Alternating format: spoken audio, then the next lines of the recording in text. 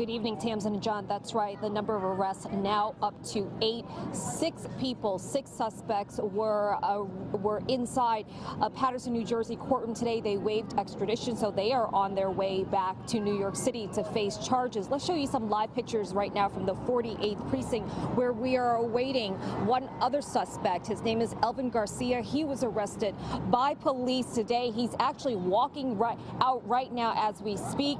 He was arrested today in the Bronx by detectives in the 48th precinct. Again, will be charged in this brutal machete attack on this innocent young man from the Bronx, this 15-year-old, and a battle cry now calling for justice for Junior. Again, this is now Elvin Garcia walking out of the 48th precinct. He is the 8th man to be arrested, the 8th suspect in this case. One man was already arraigned yesterday, and the other 7 expected to be arraigned tomorrow, sometime tomorrow here at Bronx Criminal Court. Now, at the same time as this case begins to move through the legal system, it is also at the same time galvanizing this Bronx community to come together. They are rallying for change. They held a march, a vigil tonight to call for change. They retraced the steps that this young man, Junior, walked from the Bodega outside where he was killed as he ran to a nearby hospital seeking help, but he collapsed on a sidewalk.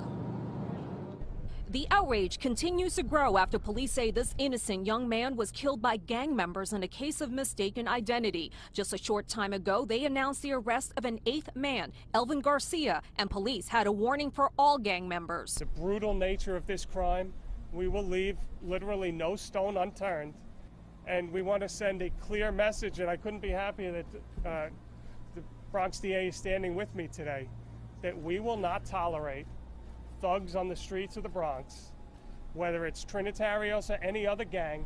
The memorial is growing outside the Bodega, where a promising young life was cut short. Lesandro Guzman-Feliz, known as Junior to loved ones and now to the entire city who grieves with his family. It was nearly a week ago when he was dragged out of a bodega on Bathgate Avenue and attacked with machetes. Another man was already arraigned yesterday, charged with murder, manslaughter, and gang assault. You would need to lift your head up to stay breathing. Yeah.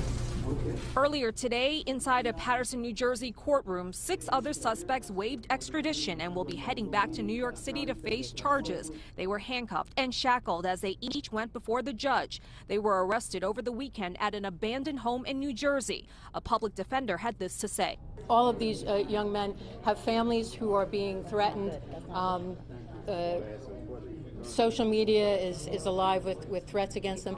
I ask that everyone please allow the system to run its course. New video shows Junior running back into the bodega pleading for help. When it appears he didn't get it, he took off running to a nearby hospital before collapsing on the street.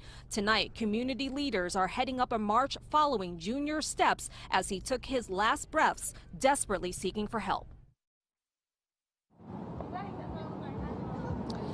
And again, we are expecting the arraignment of 7 suspects here at Bronx Criminal Court tomorrow. Police also warned that this investigation is far from over. Meantime, there is a funeral service scheduled tomorrow for Junior Guzman-Feliz as his family continues the process of saying goodbye to this innocent young man.